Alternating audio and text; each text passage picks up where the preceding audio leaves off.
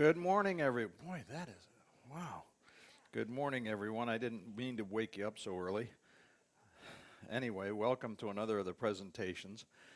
Today we're going to do something a little different. We're going to use ships across the sea. No, desert, right.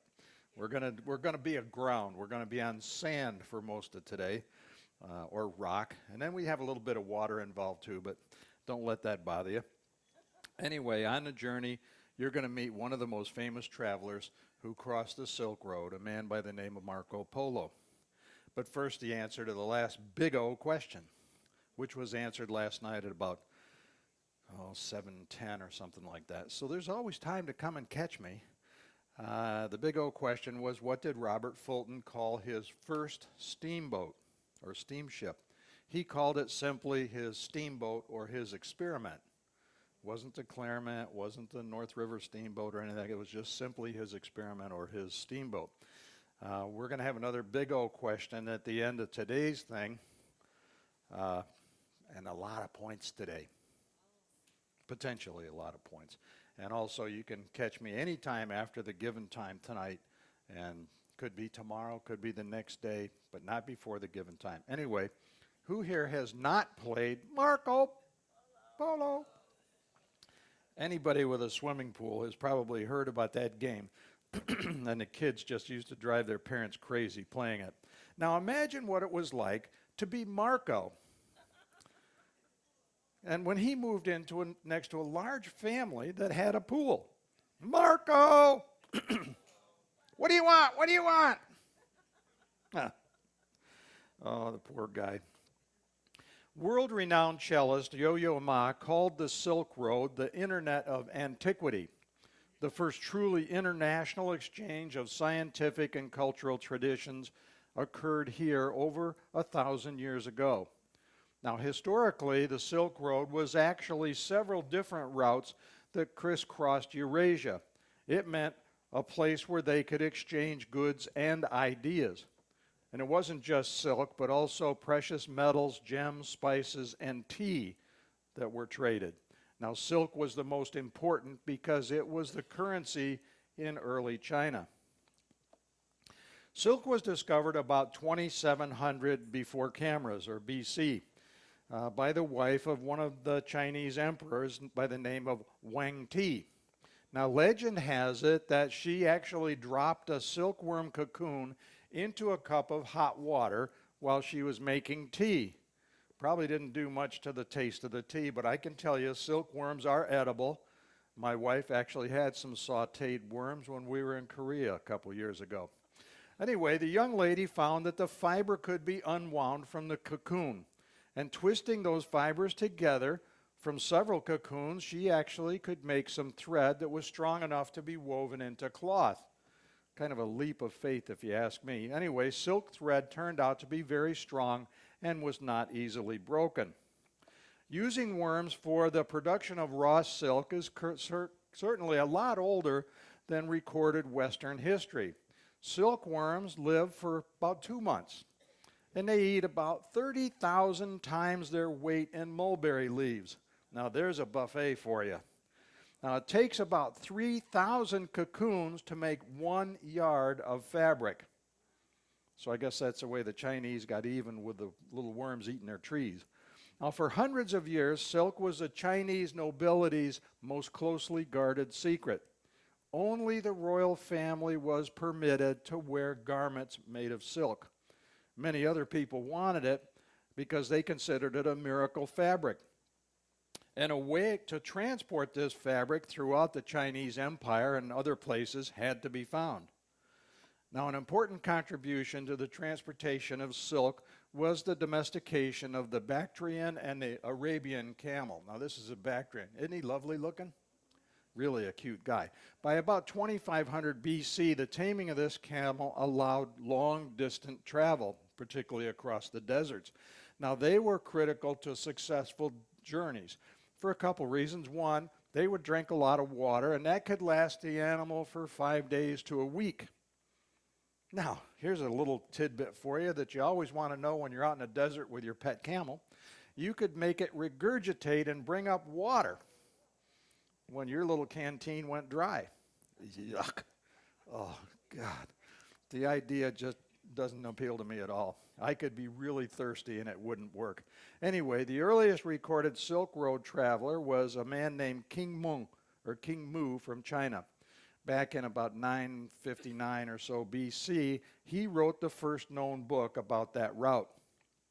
Within 3 centuries, it was an established road that was used widely by the Chinese for political contact. During the Han Dynasty, the Silk Road fostered trade with Central Asia and even opened trade with Europe. Now, there was a significant market for silk at the time and throughout the whole period of the Roman Empire. The Romans thought this was really neat cloth. Now, the Silk Road was under Chinese control during its very early existence, and despite the constant danger from thieves, one Chinese official used the road on a mission to form alliances with other countries. His first trip in about 138 BC skirted the desert in Central Asia. 10 years later, he was sent out to seek an alliance with another tribe that was west of the Han territories. It was a very difficult journey across rugged and often hostile terrain. People weren't necessarily the best friends of the Han Dynasty. These journeys led to silk trade with Persia. That was the people he had gone to make the treaties with. Later, a Persian king sent ambassadors to the Emperor of China using the Silk Road. Then, about 60 years before the Common Era, an anonymous writer wrote a travel guide. I guess it was Fodor's when he was really young. Now, it included things like trade routes that also involved East Africa and India, as well as the more northern traditional Silk Route. Under Roman rule, Egypt actually allowed access to the Italians across the Sinai Desert. That formed an important link between Rome and China, and it opened the way to the Red Sea and coastal trading routes. The Roman Empire was at its greatest strength and a major market for Eastern goods. By 100 in the Common Era, the 4 great empires, Rome, Parthia, Kushnan, which is north of present-day India, and China, brought stability all along the Silk Road. Should I take the Silk Route rather than the coarse woolen route? Well, I don't know. That one doesn't work that good for me. Now, this is a world map that was made by a Greco-Egyptian geographer named Ptolemy. He wrote a book called Geographia, in which he attempted to map the Silk Road. Now, of course, he didn't write in the red letters to say where things were. I put those on the picture of the map to make it easier to understand. But it was actually a pretty accurate portrayal of the known world at the time. You can see the Mediterranean at the bottom. You can see China, Malaysia, India, Arabia, Africa, and Europe. And notice it ends kind of with a sharp line off to the west, and that's where the world came to an end and people fell off. But that was the routes that everybody knew. By now, the silk trade had made China a very powerful and wealthy country.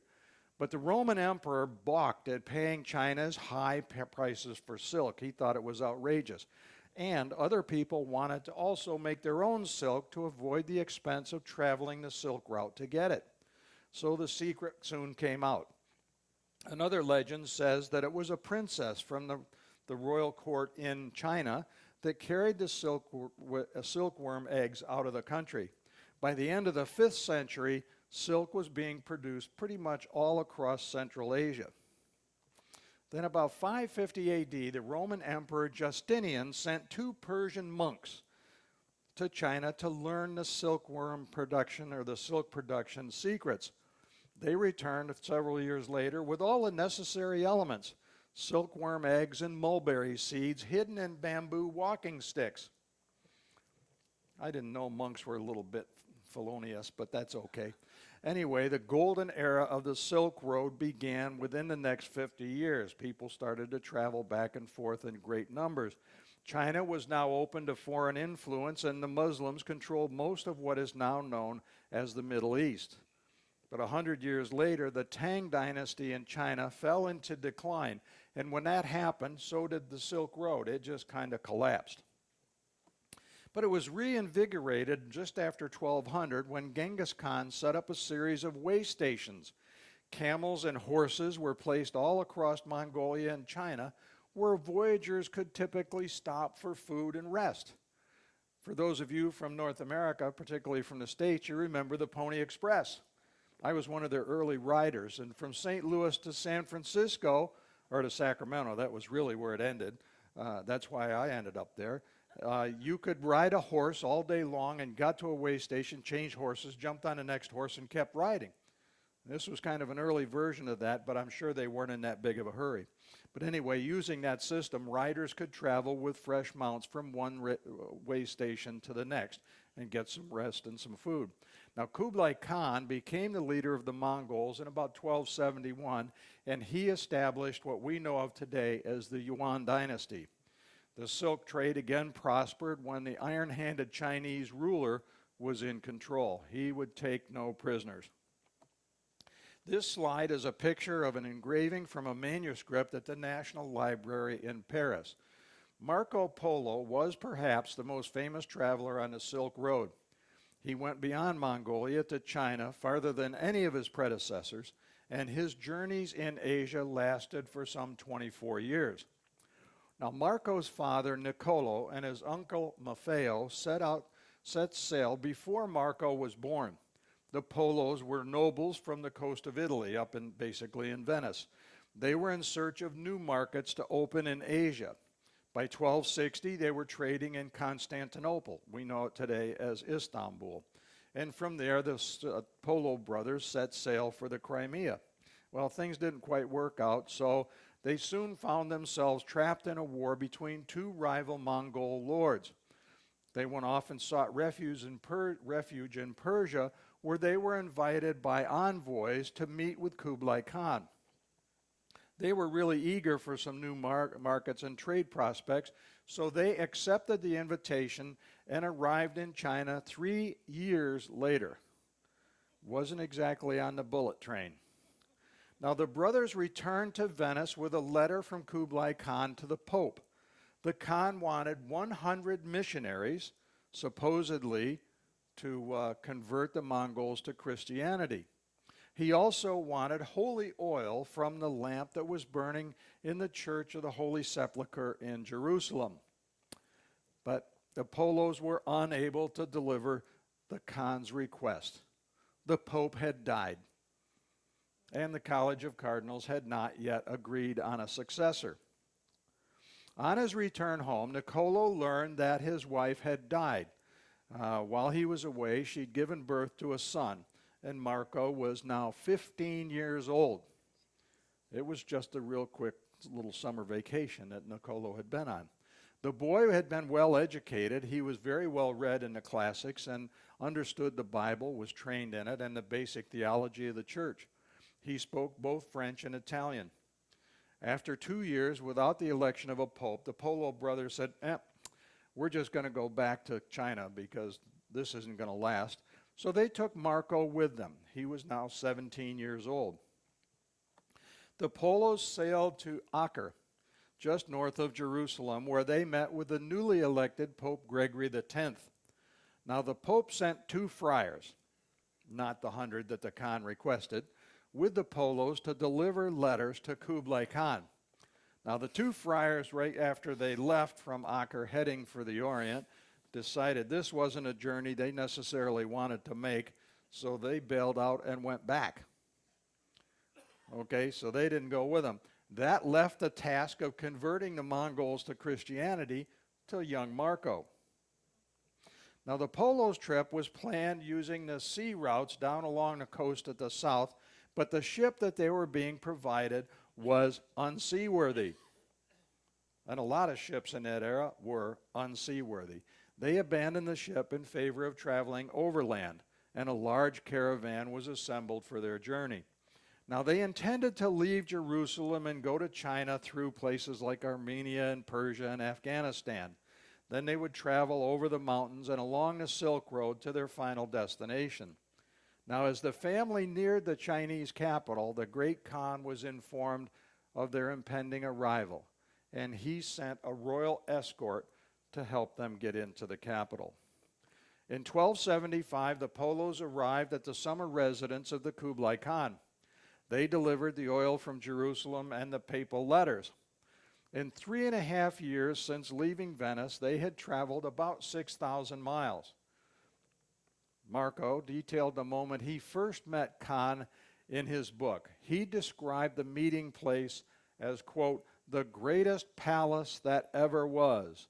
Walls were covered with gold and silver.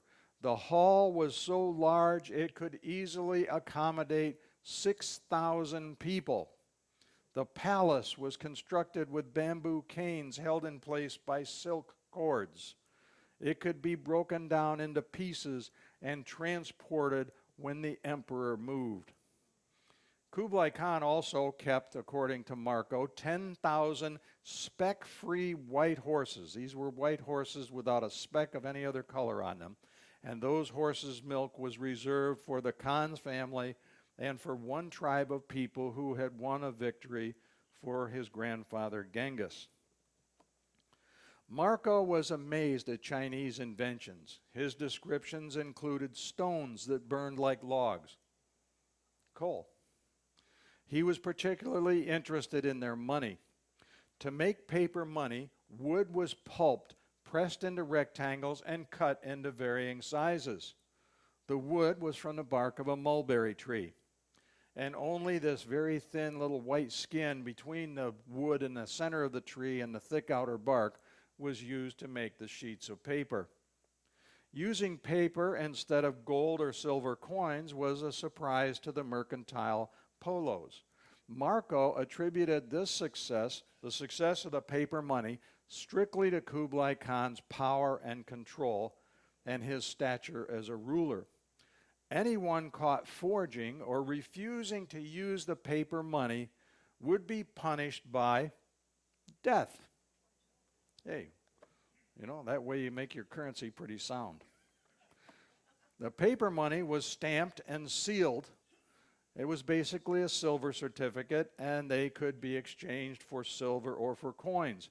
Now, the larger pieces of paper were worth more, kind of similar to the way the euro and the pound and things like that are. The bigger bills are worth more.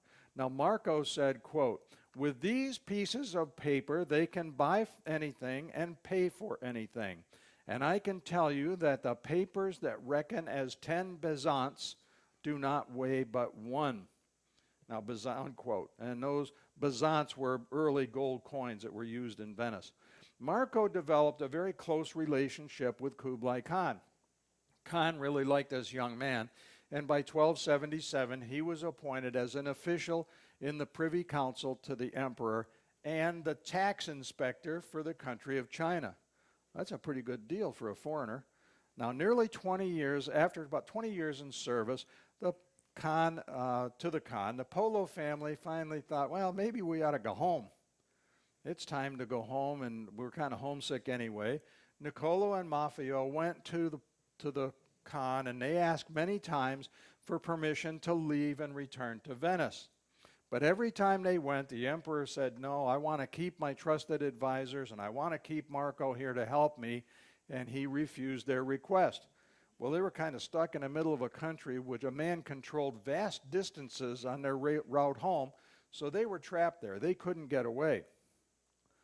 Now, there were several reasons that they wanted to leave. Kublai Khan was approaching 80 years in age, and in that era, that was ancient. Today, it's just kind of middle-aged. Okay? It was not clear who his successor might be, and there was no guarantee that the successor would necessarily favor the Polos. They didn't want to be trapped in some kind of a rebellion or a power struggle on their way home. Marco also believed that other advisors, the native Chinese, the indigenous people, were pretty jealous of the rapport that he had with their ruler. And finally, probably one of the big contributors, the merchants of Venice were simply homesick. Their fortunes actually changed when a Persian queen died. In her will, she asked that a Mongol princess of royal blood take her place. I'm not quite sure if I'd put that in my will, but anyway, wanted to have this young girl take her place and to be married to the Persian king. Messengers were sent by Persia to China to obtain a suitable or fitting girl for that purpose. The Persians and the Venetians got together and they realized they really had a mutual interest.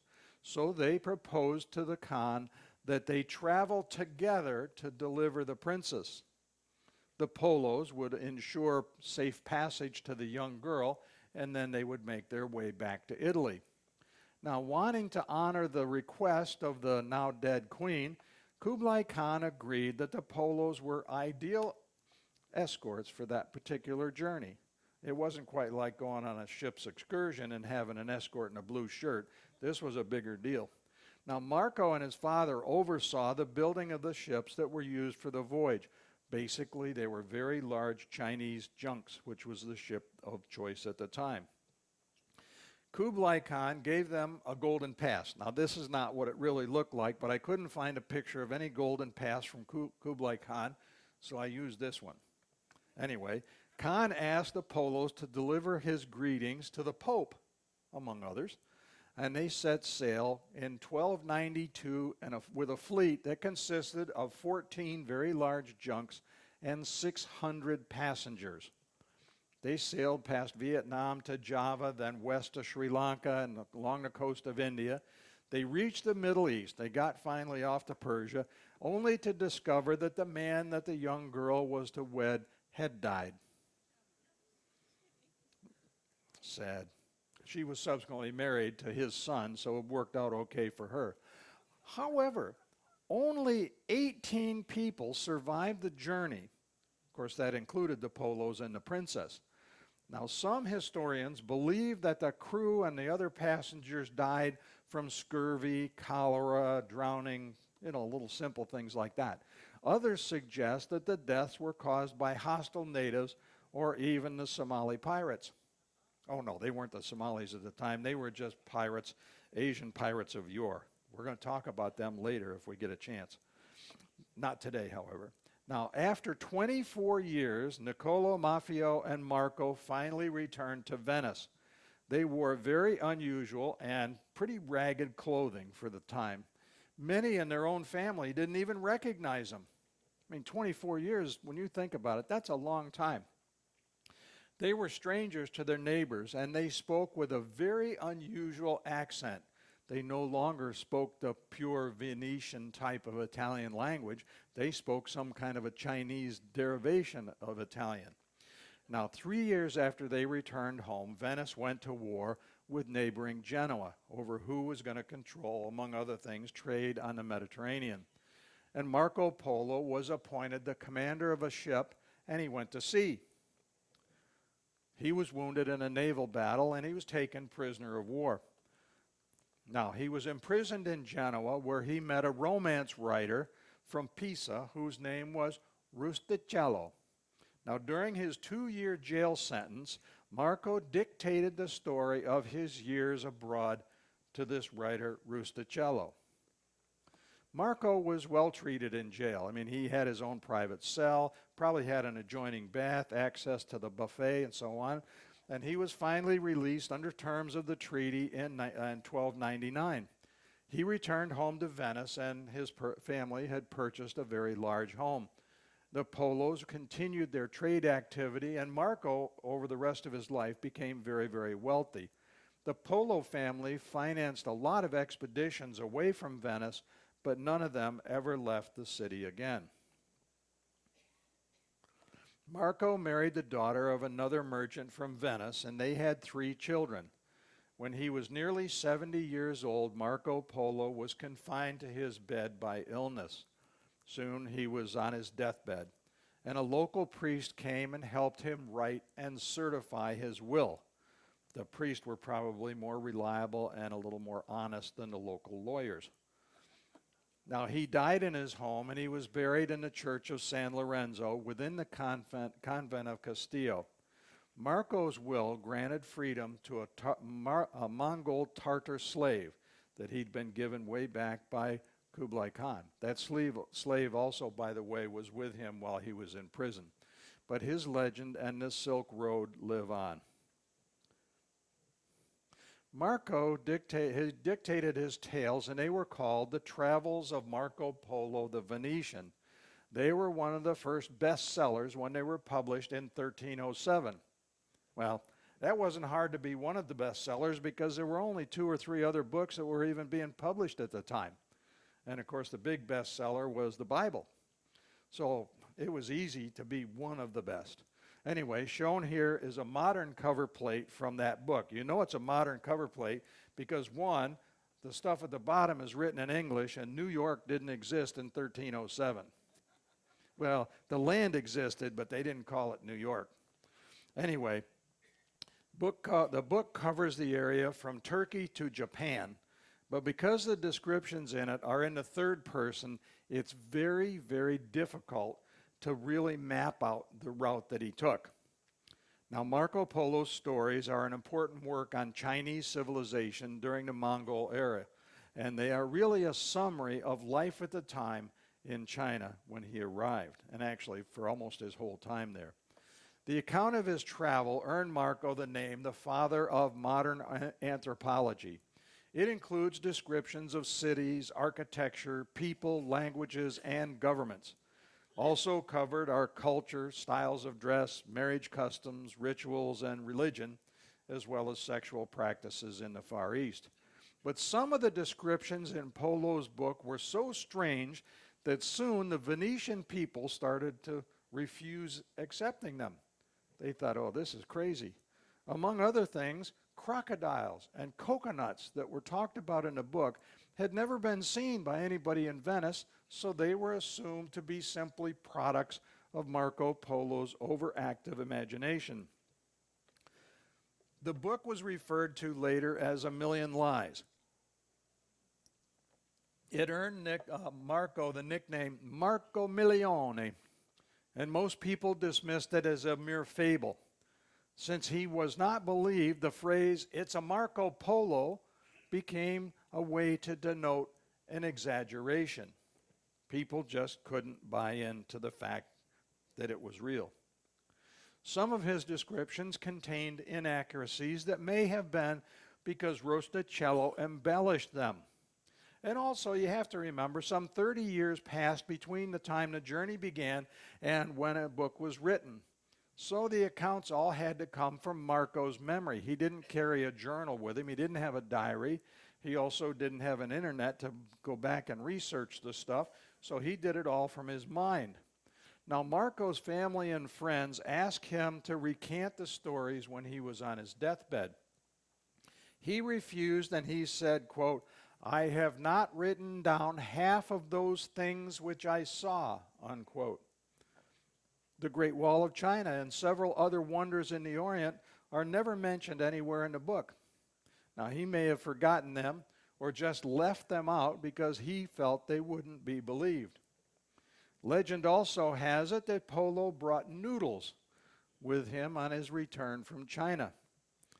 But in his book, Marco never mentioned noodles or spaghetti or anything like it. So it's kind of hard to kind of link those two together.